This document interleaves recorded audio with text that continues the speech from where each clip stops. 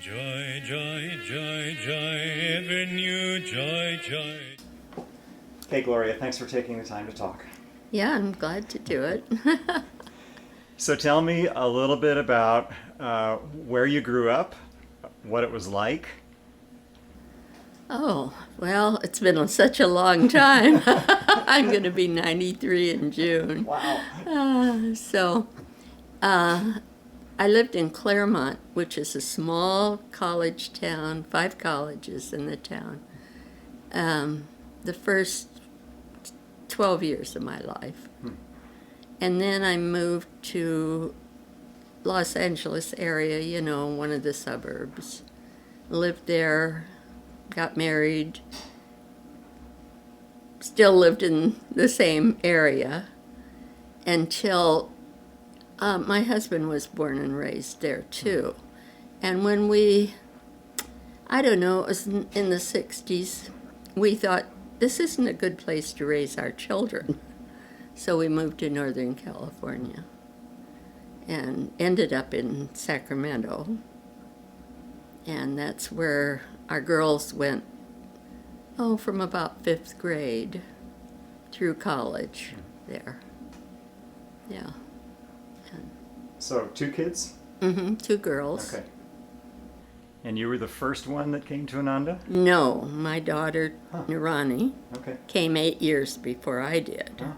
She was here pretty much in the early days. Yeah. When Yeah. did she come? I don't remember the year. Okay. But Yeah, early on. yeah. What was your impression of what she was doing? I thought it was very strange. It was, kind of a little hippie community at that time. It was very different. But, I kept coming up to visit her, and I'd come up and help. She was always doing sewing projects for making costumes for people, for the singers and that kind of thing. And then she was a teacher. So I'd come up and help her sew, and I'd usually go to Sunday service. And then I'd come up and help get her set up for school, at the beginning of school. And the more I was here, the more I realized just how wonderful all the people were. And then I got interested, then in the teachings. I went to a church I really liked, and they told you to meditate, but they didn't tell you how to meditate. So I went to the church in Sacramento, the center.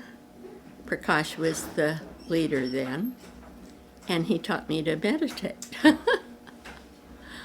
And so it was a few years, though, before I decided I wanted to move here. Okay. And it was it wasn't easy for me because I was so afraid that I was moving here because of Nirani and not myself. I had to be sure it was for me, not for her. And finally I had an experience that I knew that was true, that Master wanted me here. So then I moved. Time out. I want to tell me more about how you knew that it was right for you.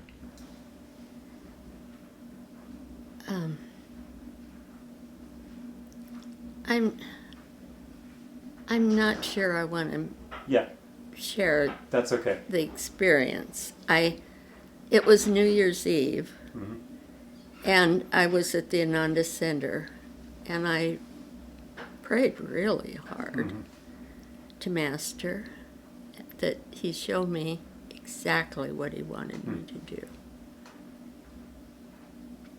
And he showed me exactly what he wanted me to do. Great. So what was it like after that for you? Then it was easy. Huh. It was easy. I just, had to quit my job and sell my house and arrange, and I quit my job, and I was supposed to leave in November, but the program for new members started October 1st. So I called them up and said, I need to leave before October 1st. I need to be there. And they said, well, we can't start your retirement. And I said, that's all right. You just do whatever you have to do, and I'll just move anyway. So I quit. And it all worked out. I mean, everything worked out. I had the house for sale for 3 days, and it sold, and it was just, everything was effortless. Master wanted me to be here. It was just easy. So how did you come onto the path other than Narani doing it? What made it yours?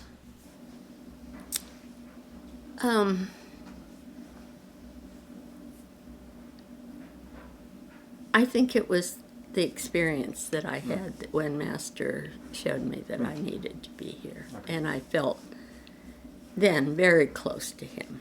Right. And like he was just guiding everything for me. Mm-hmm.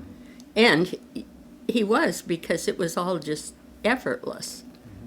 The whole move, everything was just happened as it should. So, I knew he was in charge. Uh-huh. It wasn't me. Yeah. Yeah. So one thought in the back of my mind is, was there a husband involved here at No. the time? Okay, so it was just you that Yeah. was able to make the decision. All right, great. Yeah. So what were some early memories of Ananda? Oh, goodness. We lived, it was a year-long program then, and you went up and lived at the at the meditation retreat. And it was wonderful. Savitri was the teacher. And, I had come up enough, so I had seen how people lived. And I wasn't expecting anything special, And I thought, well, I'll just move into one of those little cabins and that'll be fine. But there was one really nice house up there, and they gave it to me. So, everything that happened to me after I came here was easy. Huh. I got a job. It was just easy. Uh-huh. There was just happened to be a place here. Savitri and Siddharshan had built their house, and they were going to finish the downstairs for her mother. And then they decided not to do that. She needed to go to a facility to live. So they said, Gloria, how would you like to buy this and finish it? And I said, oh, that sounds like a good idea. And Rich Bazan had just gotten his contractor's license. And I said, would you like to do this? And he said, oh, yeah, that'd be great. So it was just all easy, About what year was that? What year was that? 35 years ago. Oh, wow. Okay. Yeah. Great. So what was your first job? I was the bookkeeper, secretary, I don't know, just girl at the office for the school. And I did that for, I think, 2 years, maybe 3 years, I guess. And then they needed a back office nurse at the clinic, and the clinic was really small then. And Mangala was the, office manager, and they said, how would you like to be the nurse? And I said, really? I've never done anything like that before. Mangala said, oh, we can teach you everything you need to know. So they taught me to be a back office nurse, I loved it. I loved taking blood. I was very good at it. And I did that for 14 years. And I felt like I was too old. By then it was 74, I think, when I quit. And I just felt like I was too old to do it anymore. So I quit and went back to work for the school. And worked for the school another 12 years. Great. And you're still working. What are you doing now? I work part-time as the receptionist for the village office. Great. It's fun. Do you have special memories of Swami Kriyananda? He gave me my first Kriya Okay. in the dome. Yeah, it was wonderful. Yeah, and we were lucky. You know, by then I was part of the sisters when he left the last time. And we had a nice visit with him. And I remember then I thought, I wonder if I should have a spiritual name. And I said, Swami, do I need a spiritual name? And he said, Gloria, you already have a spiritual name. So he said, no, you don't need a spiritual name. So, but, you know, I was never close to Swami, you know. I mean, you know, we knew each other. He was very sweet to me always. And we had interactions, but, you know, I wasn't one of the people that was real close to him. And he was just always so just easy to be around, you know, joyful. And I loved it when he gave a class and I could go to the class, and it just was so part of him, that what he taught us, you know. Did he ever give you any advice in particular? No. Okay. No, never did. Yeah. So tell me about the sisters. Well, Seva decided, you know, we needed to have a group that. At first we called ourselves nuns, and then we decided, no, that wasn't a good word. We would be the sisters. And there were only 6 of us. And we meditated together. We, you know, did social things together. And we tried to do a service project once in a while, you know, something that we could do together to help. And so just, you know, it was just a nice group. And there's still 4 of us that still meet to meditate. Yeah. You? Who else? Sarana, Pushpa, and Mukti. Now, Mukti can't come to meditate with us very often because she lives on the other side of the hill. We used to all live here, Right. but she got sick from being. It's cold over here, and it's not good for her health. So she moved to the other side of the hill, Okay. where it's sunny and Right. warm. I remember she used to live over there, and I was curious, but now I know that she doesn't, so that's good. Yeah. Yeah, I love living here. Okay. Yeah, this suits me. Huh. Yeah. What do you like most about it? It's so quiet. And of course it's close to the hermitage, which is nice. I mean, it's just a nice vibration here, you know. And one of the oldest group houses, I think, that we have in the community. Yeah. And people are cooperative, and it's just a nice place to live. Great. Yeah. I know you were close with Seva. Yes. Do you want to share some thoughts or words about her or your relationship with her? Well, we were sisters. You know, we really were. We did everything together. And she was a wonderful example for me, for all of us. And, you know, we just, our relationship was always just easy.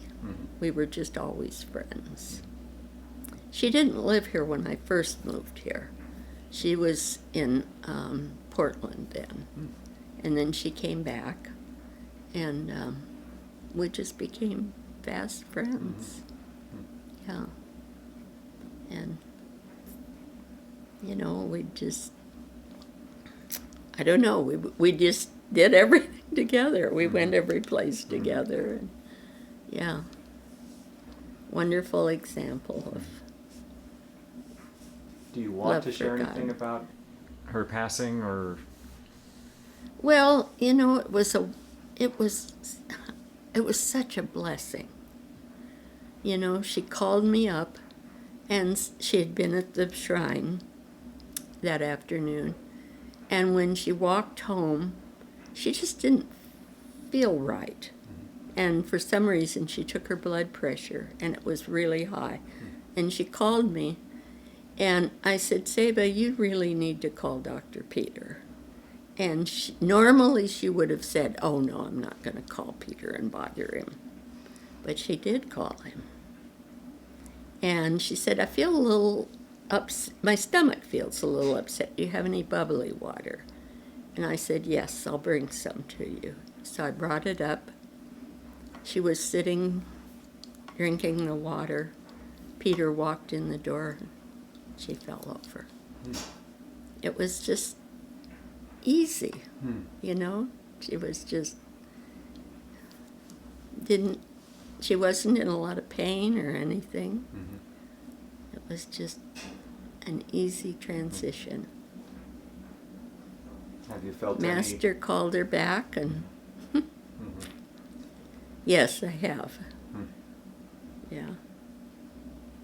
Usually when usually in meditation. One Sunday, we always sit in a row in Sunday service, and it must have been very shortly afterwards. And usually Mukti sits here. I sit next to her, and then Seva sat next to me, and then Sarana. And that Sunday, Sarana sat next to me, and it just felt funny. And somehow she moved over a seat, and I said, Sarana, that's good. That's where Seva needs to be. And she said, I felt that too. So I moved. So. Do you still make that space? No. We decided we shouldn't do that. We told Seva, we're not going to save a seat for you anymore. I just realized that's a pun. Save a seat. Yeah.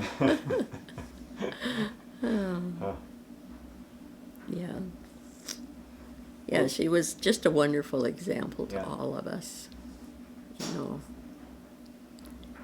she had started taking a week's meditation every month, or a week's seclusion every month, which was a wonderful example too, you know. And she was just getting closer and closer to God and Master. Yeah. She was ready to join them. Yeah. Thank you for sharing that. So I want to know, as probably others do too, just how you stay so sharp and active, and What's the secret? Grace of Master.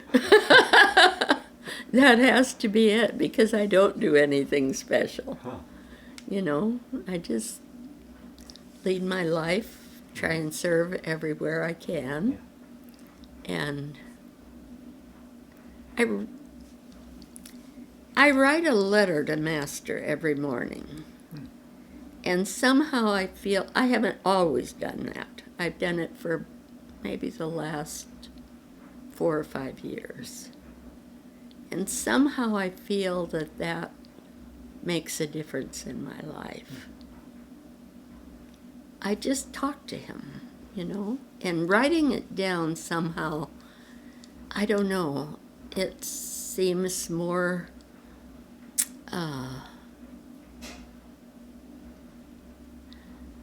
I just feel closer to him when I do it that way than just meditating. Yeah. Thank you. But other than that, I don't know what I do. Okay. I just feel Master's grace. Would you like to share a blessing with us, with others here, by just doing a closing prayer? Yeah, I'd love it.